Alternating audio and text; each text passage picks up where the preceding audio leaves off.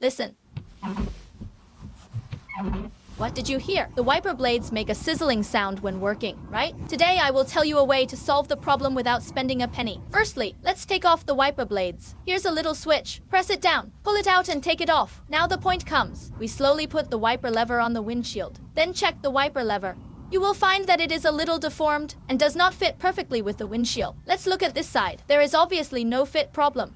But this side is already tilted up. It's not normal. This is the reason why the wiper blade cannot clean the glass and makes abnormal noise. Solving this problem is very simple. Use a screwdriver to twist it back into the correct position. The wiper blade has now been installed. Now let's get in the car and check if there is still any abnormal noise. If not, please click the red heart on the right to support me. Let me check it out. The wiper